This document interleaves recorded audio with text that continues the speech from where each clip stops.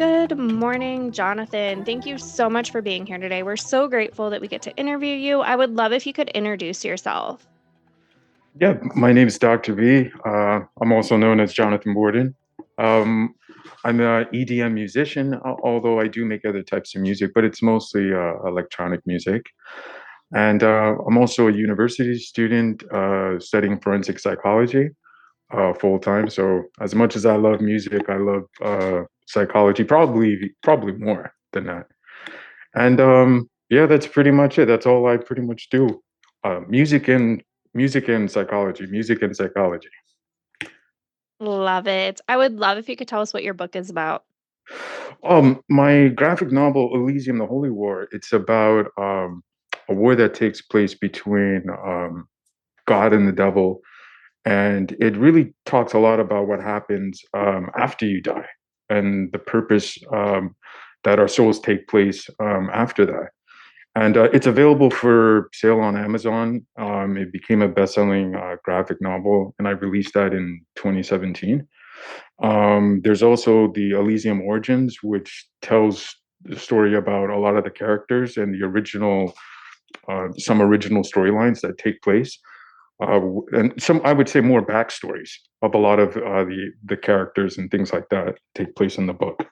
But it's an interesting graphic novel. You'll see a lot of different planets, and I try to look at it not just from an Earth perspective, but more of a universe, right? Because I think the universe is a little bit bigger than just Earth, obviously. And I think if we don't have other things going on, then it's an incredibly large amount of wasted space. So I wanted to explore that and kind of play with that a little bit more. But yeah, that's pretty much the basis of the story. And it kind of talks a lot about the beginning and what happens um, with my version of Adam and Eve and the Garden of Eden and what really takes place on there. So I don't want to give too many details away so people can enjoy the book.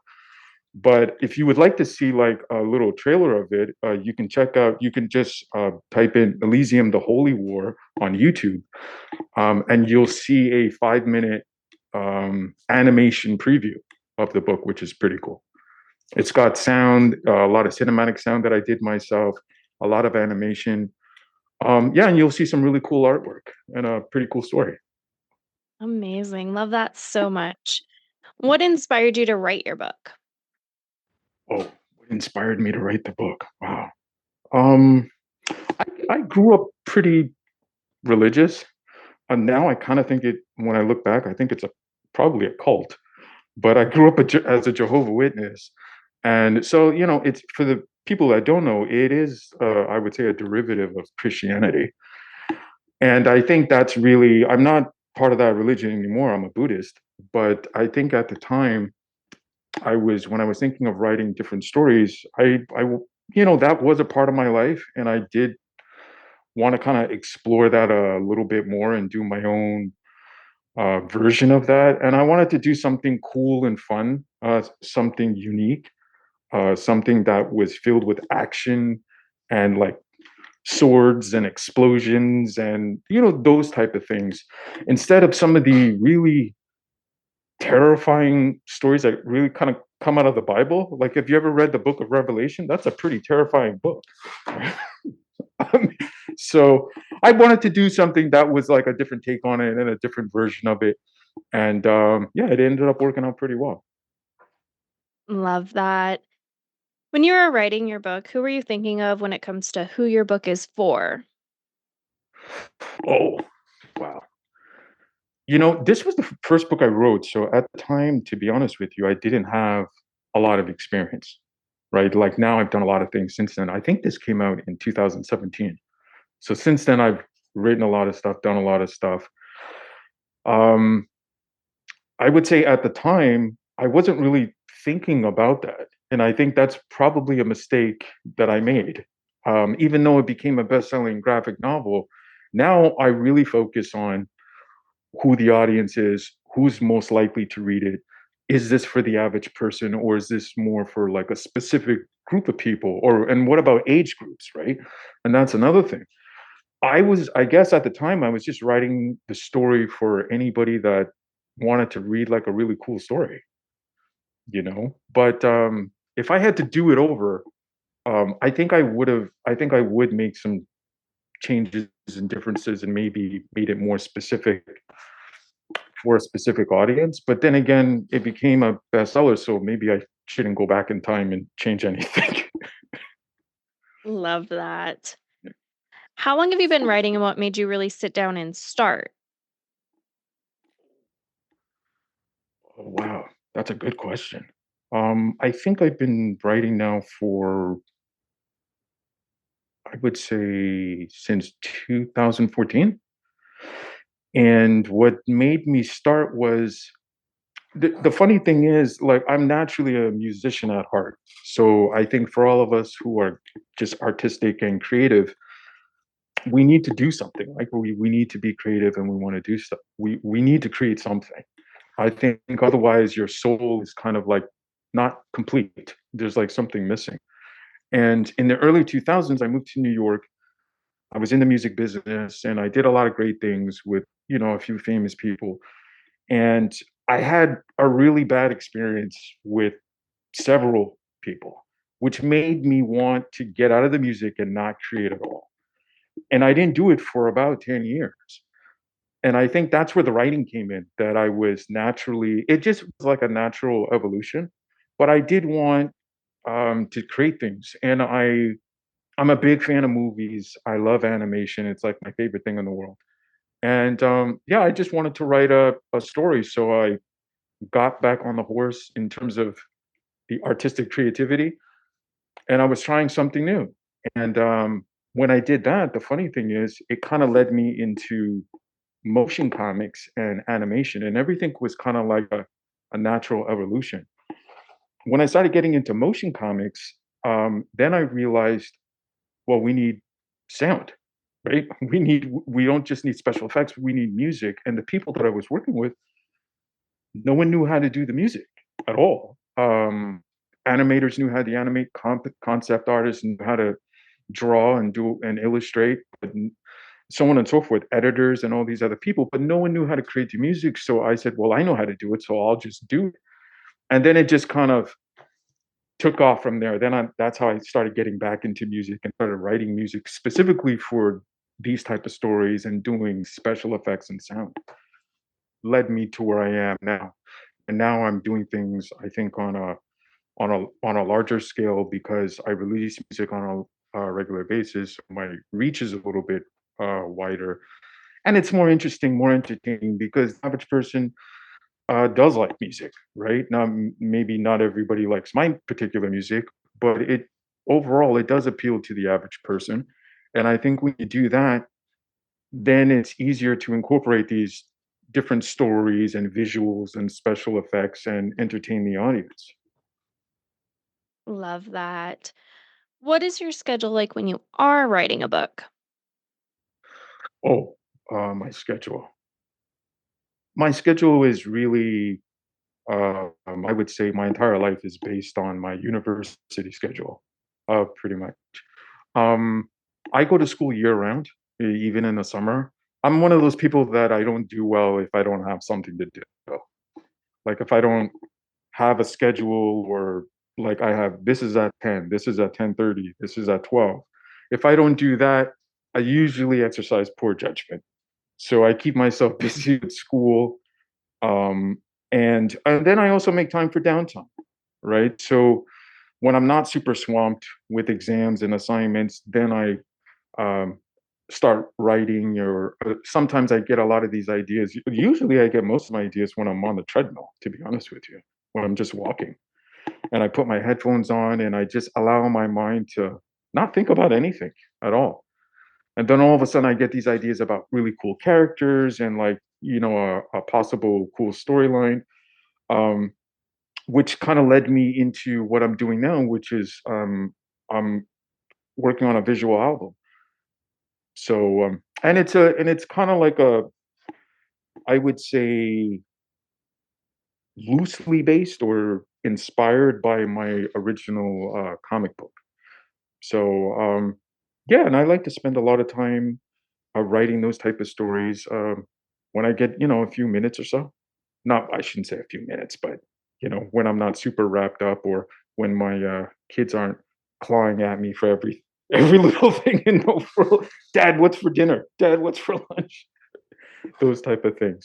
But I would say overall, to be more simplistic, I probably dedicate maybe 5 to 10 hours a month to do that, and some months are more than others. But Ooh, yeah, that's my schedule. love it. What do you need in your writing space to help you stay focused? Oh, what do I need in my writing space? You see these storyboards in the background? I need stuff like this. This is actually where I do all my writing, and I got look at this really cool characters. These type of things. My family got them for me. Oh, look at this. I got to show you this. My mom bought me this. How cool is this?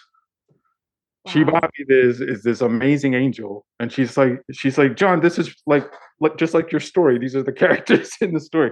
So I need stuff like this around me, that are really out there and unique, and it causes you to dream a lot, and not just in black and white. You should dream in colors, right?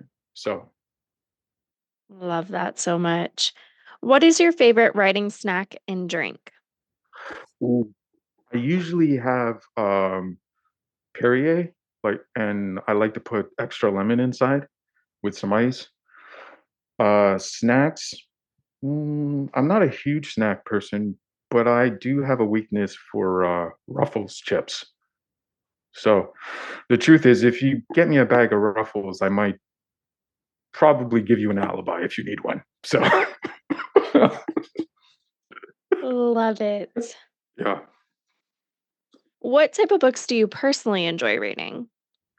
Oh, right now I don't read a lot of sci-fi or anything like that. Well, that's not true. I do read some.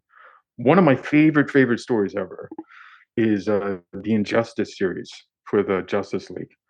My family, they bought me for one of my birthdays. They bought me. I don't know if you ever seen them, but each season is maybe like this thick. I would say it's about maybe 300-400 pages. It's gotta be my favorite story, and I've reread it maybe 4 or 5 times. It's just the best. I love stuff like that. I love seeing the action and the colors and the effects in the book. Most of my time, I like to read, which is pretty boring, research, to be honest with you. I really enjoy reading new studies, research. I'm in school to be a researcher and a scientist, so that's usually what I spend my time in. But yeah, I just finished reading a book about child development. So I thought that and I didn't think I was gonna like it, but I really enjoyed it. Love that. Are there any books or authors that inspired you to become a writer? No, but movie directors inspired me to become a writer. Um, my favorite director is Christopher Nolan and Zack Snyder. Um, the way they direct films, the way they use language and interpretation of certain scenes. Like if you watch Oppenheimer, everybody will tell you, anybody who's seen that, it's 99.9% dialogue, right? Just talking.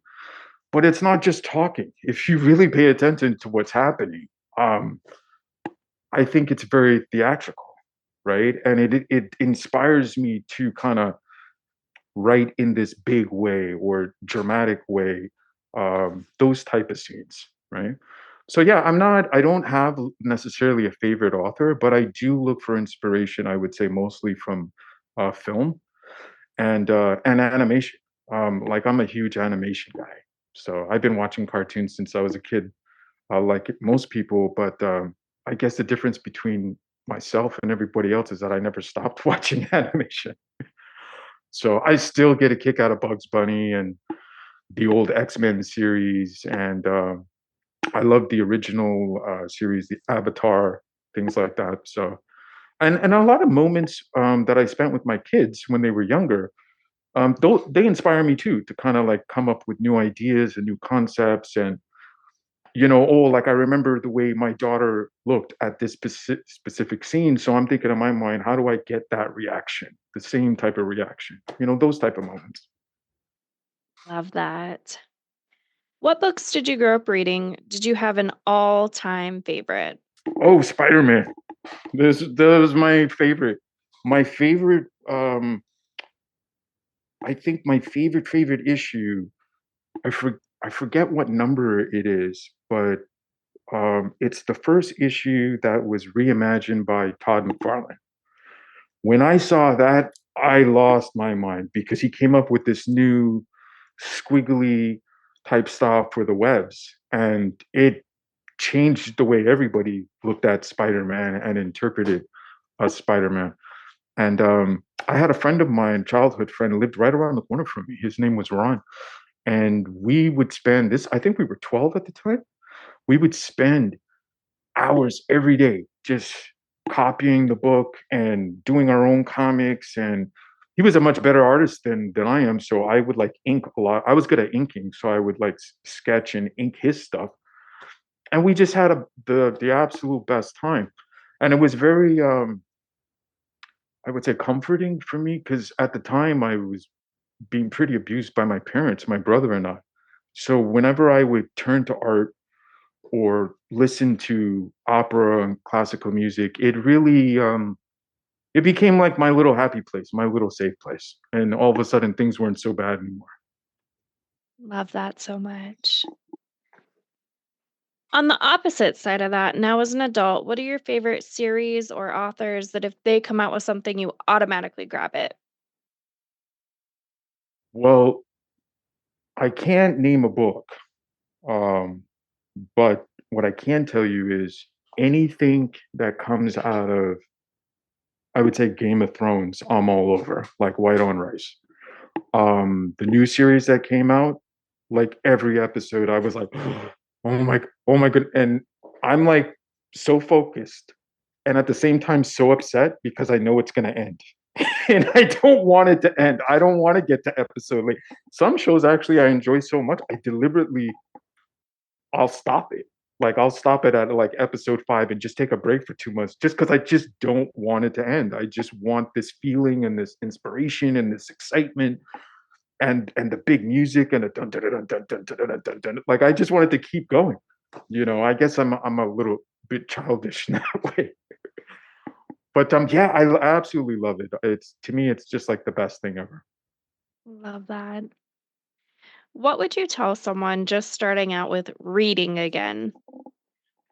I would suggest, depending on what you're looking for, but for me, I would suggest to pick something up that's going to help you dream. I think that's the best gift I was ever given was the ability to dream. And if you can get lost in something, especially a book, right?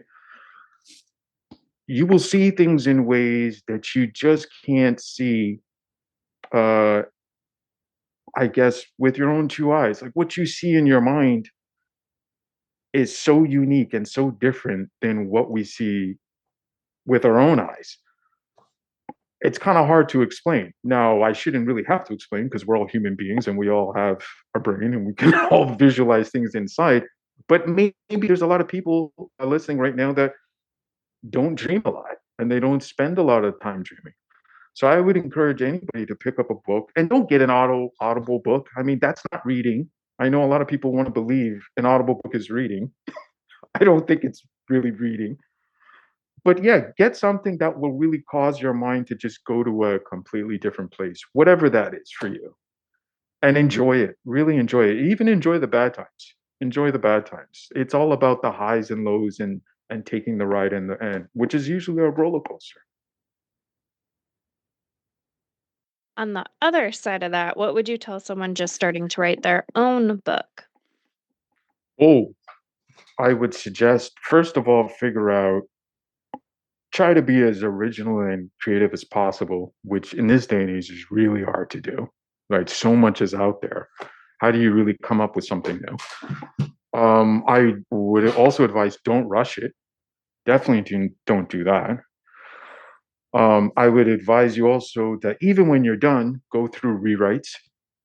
Definitely, you have to go through rewrites. I've noticed I put out much better stuff when I would go through multiple rewrites and just perfect it. Now you can get lost, right? You can overdo it. So it's kind of hard to figure out, okay, when do I stop? I think you should stop when you feel I just can't make it any better. I think it's perfect the way it is. And then I think you should just share it with the world. I also think that don't be afraid of criticism. Don't be afraid of people not liking it, right? As long as you like it and you fall in love with it, I believe there's enough people in the world that will share your same view. And don't be afraid to go for it. I mean, go crazy. Like, you only got one life to live, right? So what's the point in holding back? Go hard, go crazy, and yeah, let's just see what you come up with and what you end up doing. Love that. What's one thing that people are generally surprised to find out about you? Oh, wow.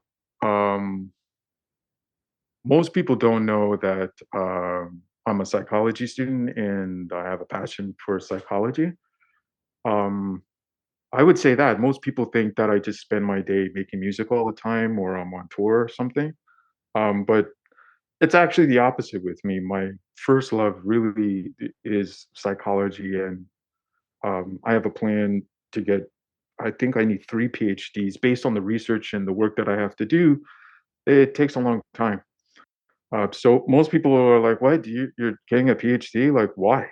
I mean, it's kind of like it doesn't match, but yeah, that's my passion, that's my love, and I look forward to helping as many people as possible with my work and my research, as I do with music. I've had many people come up to me and tell me, your song 432, which is a heartbreak song, it helped me through a difficult time, or I was going through a breakup, or I really enjoyed this song or that type of song. So as much as I love releasing music, as much as I love people connecting with music, I hope to put that same passion and love back into the world through psychology, and to help as many people as possible from a different perspective. Amazing. Is there anything you would like to say or add? Yeah. First and foremost, thank you for having me on the show. This is I really appreciate this. Secondly, anybody that wants to hear more about my stuff, please follow me on Twitter or Instagram. That's I am Dr. B, the number 6. And you could see a lot of my artwork, a lot of the new books that I have coming out. I have a new book coming out called Coffee and Art, which is an art book in conjunction with the EP album that I have coming out. The cool thing about the book is that when you it's designed, I made it at the same time. When I was working on the music, I made the artwork at the same time, wrote out a detailed story, so that when you listen to the album, you get one type of experience, and you hear voice actors on the album, you hear special effects, you hear people playing different gods and things like that. But when you look at the art book, if you looked at it separately, you would still follow the story, but you get a deeper experience. And now you really see what the god of chaos looks like, and the god of time, and all of these things. And it's broken up into 5 different chapters. And I used to be an executive chef many, many years ago. So I love coffee. The book is called Coffee and Art. And I thought, why not put some original coffee recipes into the book so people can make a cup of coffee, sit down, look at the art book, and enjoy themselves. So I tried to create an experience whereas if you were at like a museum, and if you were standing there with a glass of wine and champagne, talking to complete strangers and saying, "Well, what do you think the artist meant by this?" Or "What do you think the artist meant by that?" Well, with the book, it's kind of like the same type of concept, right? It's a coffee table book. Sit down, have great conversations with friends and family. And like I said, every chapter, at the beginning of the book, you get an original coffee recipe that you can make with your friends or family, and or by yourself, and just enjoy the book. Love that so much. Where's the best place for readers to find your books? I know some readers love signed copies. Is that an option from you and the best place to connect with you personally?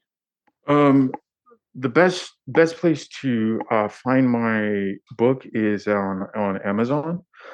The best way, if you'd like to get any autographed copies or anything like that, I don't have anything for sale at the moment, but anybody can reach out to me on social media, and I'd be more than happy to send them an autographed copy.